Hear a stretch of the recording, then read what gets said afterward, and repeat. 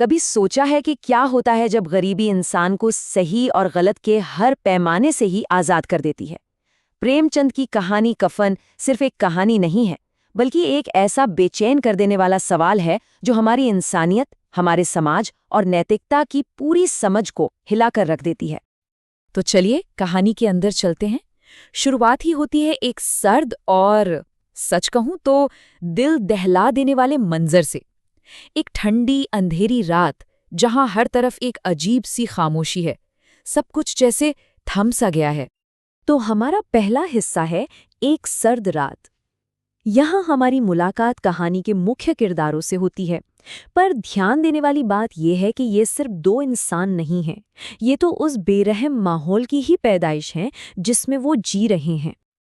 तो ये है घीसू और माधव, बाप बेटे की एक ऐसी जोड़ी जिनके आलस के किस्से पूरे गांव में मशहूर हैं।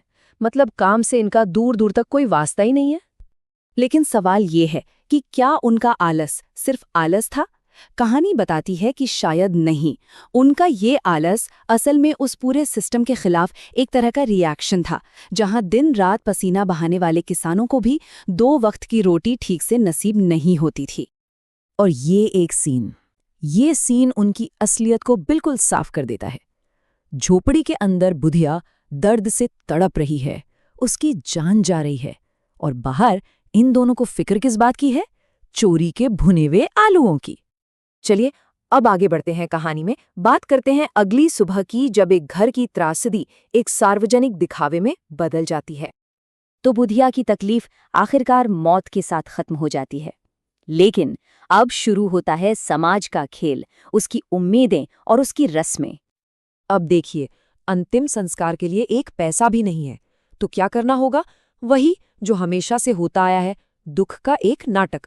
पहले तो जोर जोर से रोना पीटना, फिर जमींदार के पास जाकर गिड़गिड़ाना, और फिर उसी का नाम लेकर पूरे गांव से चंदा इकट्ठा करना। और कमाल देखिए, वो लोग 5 रुपए जमा भी कर लेते हैं। उस जमाने में 5 रुपए एक बहुत बड़ी रकम थी, और ये पैसे सिर्फ एक काम के लिए थे, उस औरत के लिए एक नया कफन खरीदना, जिसे जिंदा रहते हुए कभी एक ढंग का कपड़ा तक नसीब नहीं हुआ।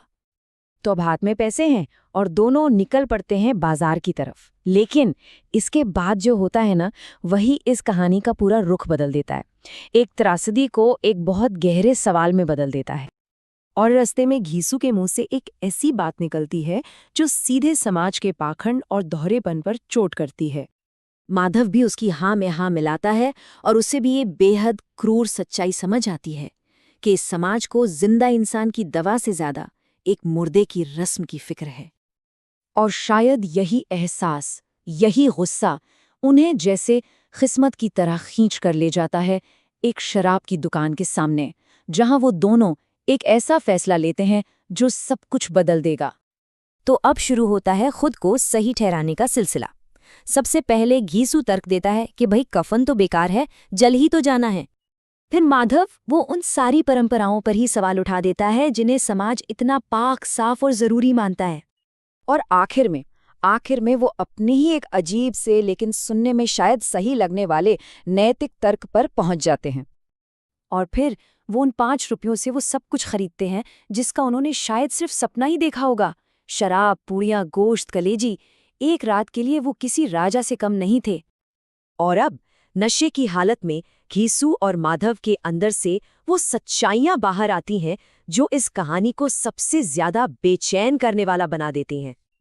पेट भर चुका है, नशा सिर पर है, और माधव अपनी उस पत्नी को याद करता है जिसे उसने नजरअंदाज किया था।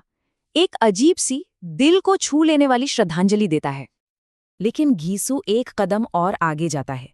वो अपने इस काम को पूरे सामाजिक सिस्टम के खिलाफ एक बयान बना देता है। उस रात का अंजाम होता है नाचना, गाना और आखिरकार नशे में बेहोश होकर वहीं गिर पड़ना। ये एक पल की ही आज़ादी थी, लेकिन उस एक पल के लिए वो अपने सारे दुखों से आज़ाद थे। और आखिर में कहानी हमें इसी एक बड़े अनसुलझे सवाल के साथ छोड़ जाती है। ये सवाल सिर्फ घीसू और माधव के बारे में नहीं है, ये उस पूरे समाज के बारे में है जिसने उन्हें ऐसा करने पर मजबूर किया। तो असली दोषी कौन है? इसका जवाब शायद इतना आसान नहीं है।